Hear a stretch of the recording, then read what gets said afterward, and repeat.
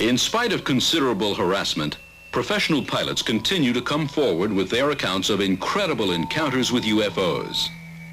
Inventor and author Dr. Richard Haynes is seen here working with his computerized research file of over 3,000 UFO sightings by commercial and military pilots. Because good eyesight and sharp abilities of observation are required to become a professional pilot, Dr. Haynes believes that the testimony of these credible witnesses cannot be ignored. We're not dealing with mental projections or hallucinations on the part of the witness, but with a real physical phenomenon. One of the most thoroughly investigated cases in Dr. Haynes' file involves the near collision of a UFO with a United States Army helicopter piloted by Lieutenant Colonel Lawrence Coyne and his crew. While flying over Mansfield, Ohio, at 11 p.m. on October 18, 1973, they observed a bright red object which paralleled their craft and then rapidly moved toward them on a collision course. I looked out the window and observed this light moving at a very excessive speed, in excess of 600 knots, coming at the helicopter. It looked like a locked-on missile. A family of 5 in a car observed the strange red object on a collision course with Colonel Coyne's helicopter. They pulled off the road to watch. The thing that makes this particular evening a unique experience was that it was almost a mid-air collision with an object that we, or you know, as a UFO. We did not know it was such until it was on top of the helicopter, and that took just a matter of minutes. Colonel Coyne put the helicopter into a dive to try to avoid impact. When he and his crew looked up, the object was keeping pace with them. While it was in this position, the green light came out from the undercarriage of the UFO. Colonel Coyne cut the power and set the controls for a steep dive. In spite of this, the helicopter was pulled upward toward the UFO from an altitude of 1,700 feet to an altitude of above 3,700 feet. Colonel Coyne and his crew observed the strange UFO at close range for approximately 2 minutes. The object that I viewed that particular evening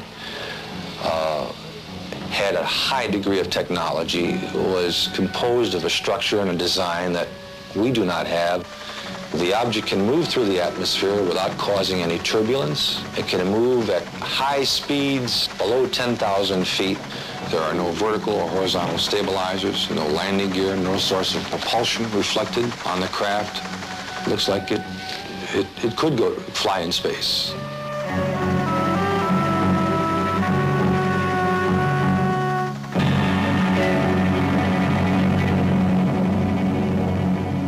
This document is the result of years of investigation into Lieutenant Colonel Coyne's helicopter encounter with a UFO.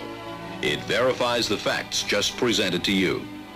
Lieutenant Colonel Coyne felt so strongly about his UFO experience that he became part of a delegation to the United Nations that tried to encourage the UN to deal with the subject of UFOs.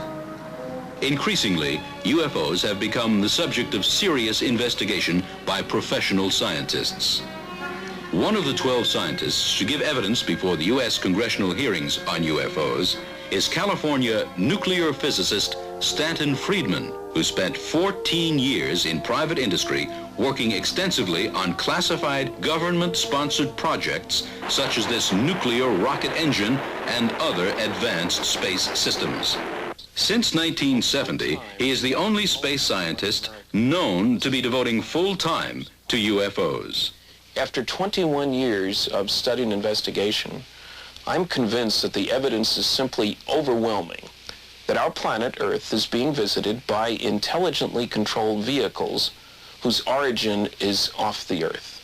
In other words, some UFOs, underline the sum about 10 times, are somebody else's spacecraft. Now, I'm only concerned with those UFO reports which indicate things of definite size, shape, surface texture, whose behavior clearly indicates that they were manufactured somewhere other than Earth.